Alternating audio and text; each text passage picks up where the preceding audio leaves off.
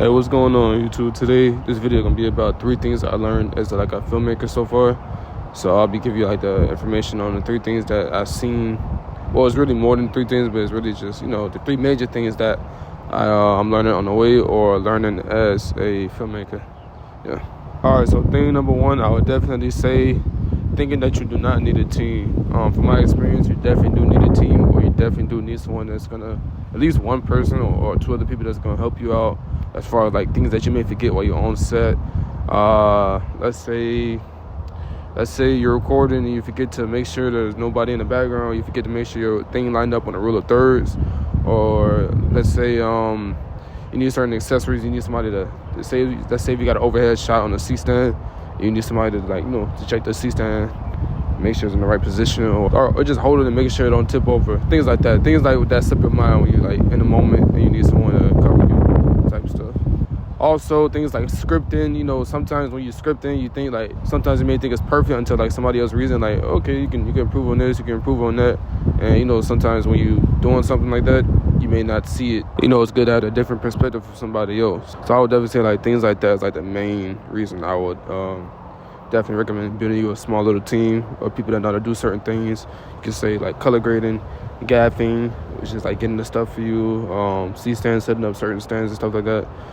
Definitely having a team of people who know what they're doing. Even if they don't know what they're doing, at least assign them to a certain task and let them help out on that type of stuff. And in my opinion, that helps out a lot. All right, so definitely reason number 2. Another thing I definitely learned was basically not planning ahead and not thinking it's serious enough for you to actually do the proper steps in order to shoot it. For example, when I was doing my short film, the first one I ever did was called Psycho Freak. I'll probably link it right there or whatever, show it there. That's the first one I ever did, and I scripted it. I went through the shots and everything. I kind of like pre-planned it, everything. That was like the most public serious I ever took, like any type of film, because that was my first one. So I wanted to make sure I did all the steps right, even though I thought like it was like a small project and I didn't need to do it all. Certain people made sure I stayed on top of that, as far as me too. Compared to my other series I'm doing now, which is like Toxic City. When I shot the first few shots, I didn't really script it. I did script it, but I didn't really take it as seriously as I should have probably. So now I'm making sure I take that more seriously. And if you don't take it as seriously as you usually should, then sometimes it doesn't come out as good as you probably want it to. So therefore, it may show on your work, and it might not be as good as you planned it to be. So definitely make sure you plan your shots out, take it seriously, and don't be like me.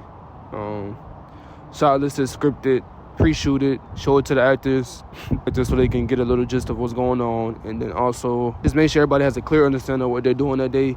Make sure everything is settled the way it's supposed to be. Do it. Make a checklist, check it twice, check it 3 times. Because when you're in a certain situation, you got everybody showing up and everything's not ready, it looks kind of unprofessional and bad on your part. So just tighten up and make sure you cross the T's and dot your I's. That's all I'm saying.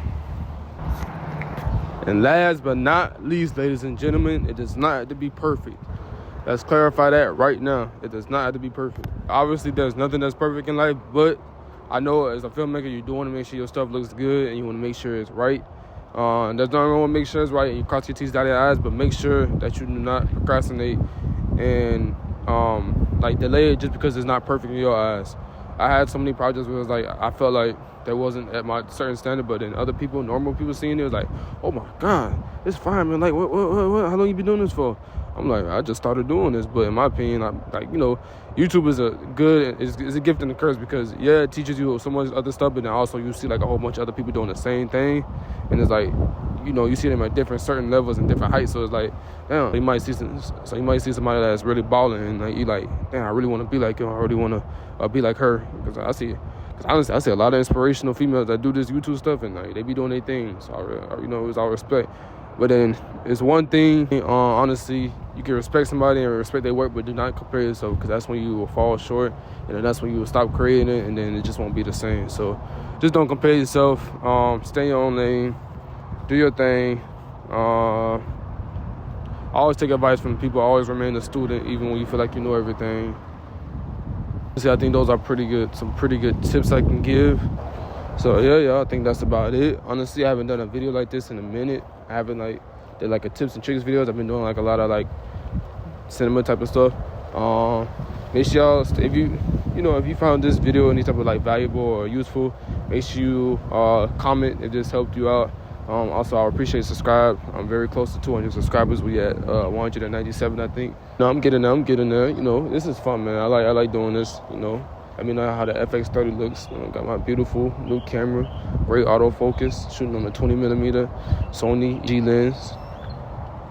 That's basically it. Y'all stay tuned. See visions. You know, I'm gonna keep creating, keep putting out this information, trying to get my shot better. You know, I try to keep it authentic, not be one of those super hype, loud talking type of people. I'm just not that. So I just realized that I shouldn't be doing it. I should do more of like storytelling type thing.